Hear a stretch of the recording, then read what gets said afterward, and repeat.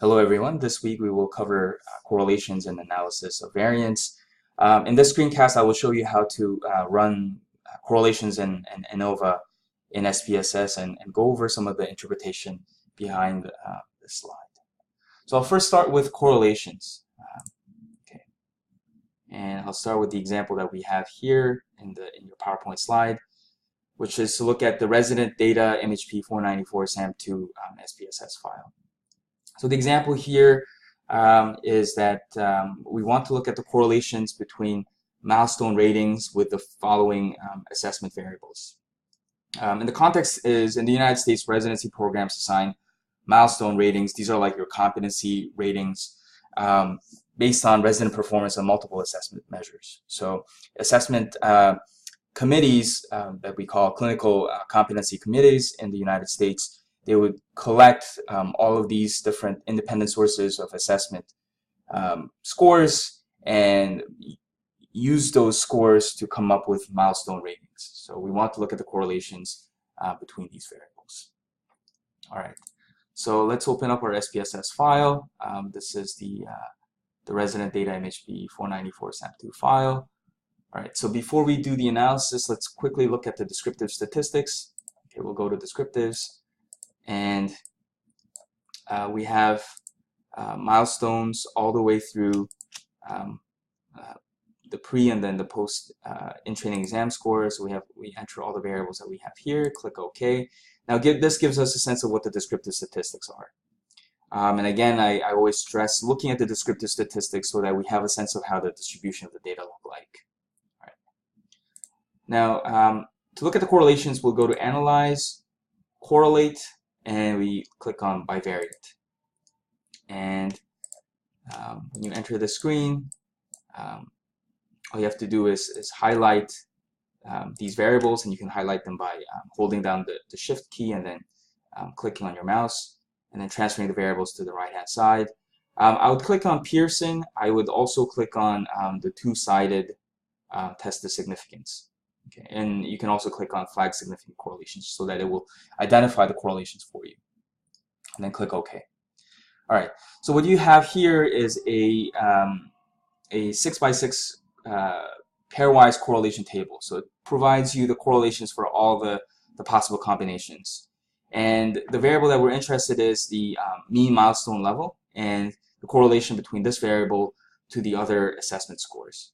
So the first row for each of the variables show the correlations, and then the next row shows the p-value, and then the final row shows the sample size.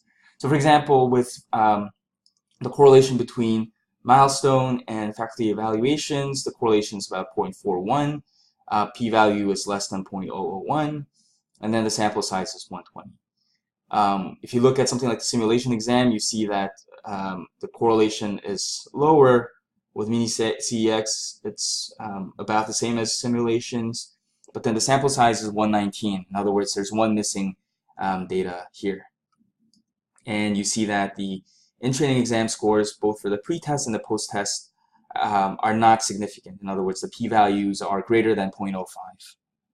Okay, so in terms of interpreting this type of data, it's quite straightforward. So if we have a significant relationship, then we can say that there is a linear association between rotation evaluation scores, simulation scores, mini CEX scores to the milestone ratings. But for in-training exam scores, both for pre and the post, there is no significant relationship. So because they're not significant, you can even ignore that the correlations are negative. It's wrong to go beyond and say that this negative correlation actually has any meaning, again, because the correlations are not significant. So we only interpret the correlations if they are significant. All right. Okay. So now just going back to our PowerPoint slide. Okay, so just a quick review of the analyses that we've done so far. So last week we've talked about t-test, which is comparing means between two different groups. And then we've also covered chi-square test, which is comparing proportions between groups.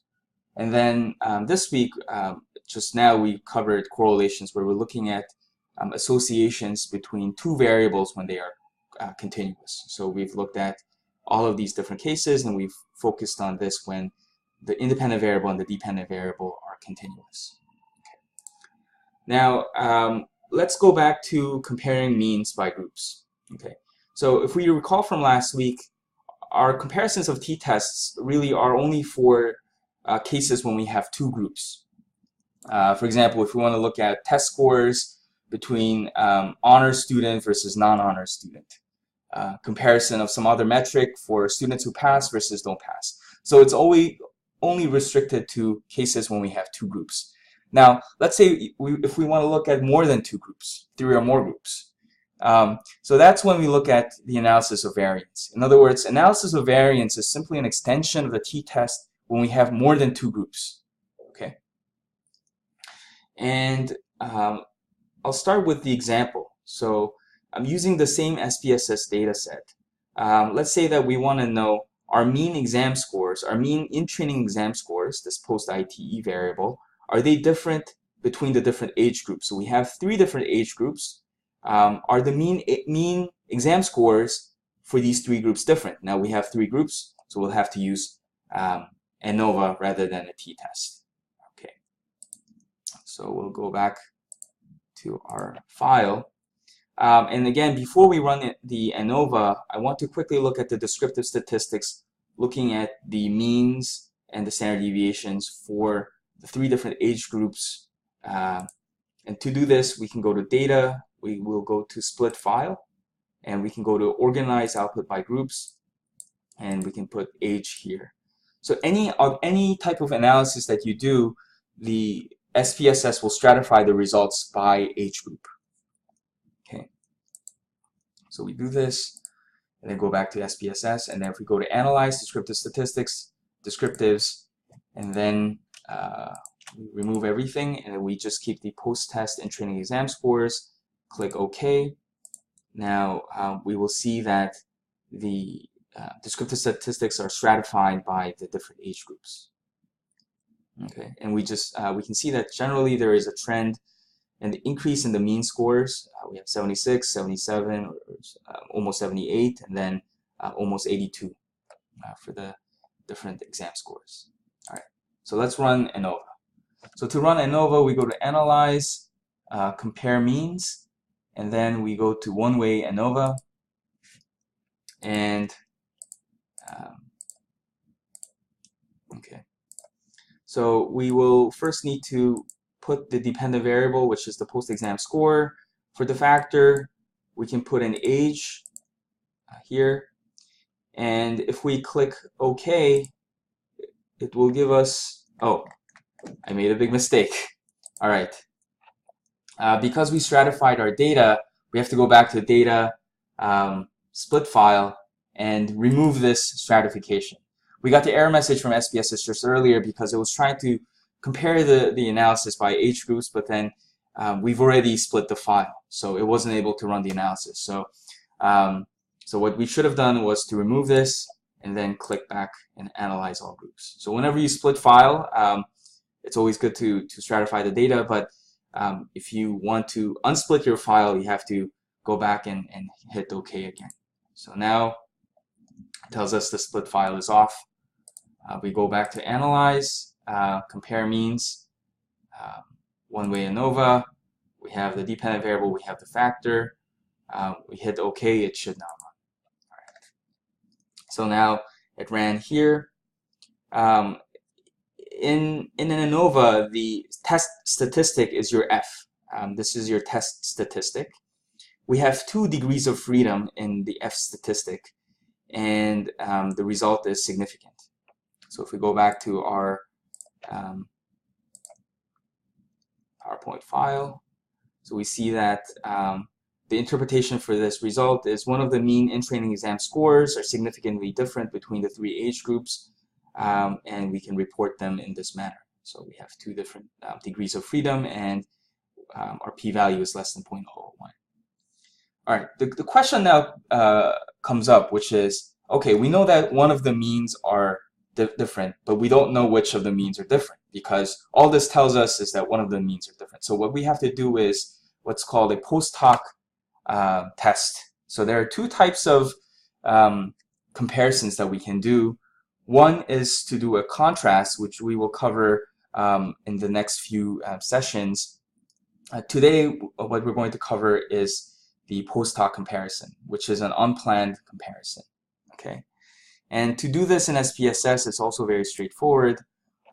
We have to just go back to Analyze, Compare Means, and in one-way ANOVA, there's a button for post hoc. And as you can see here, there are many different types of post hoc analyses available. But probably the one that you see the most in medical education is the Bonferroni, and people call this the Bonferroni correction.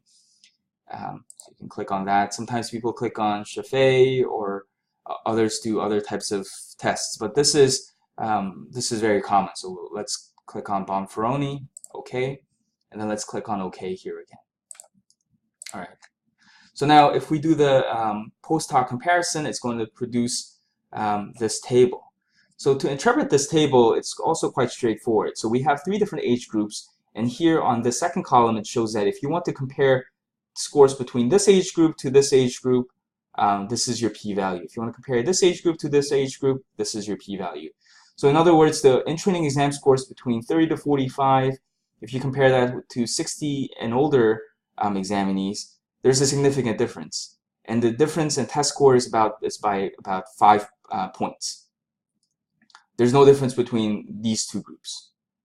If we want to compare between the 60 and older with the 30 and 45, or 60 and older with 46 and 59, they're both significantly different, and here are the differences in their test scores.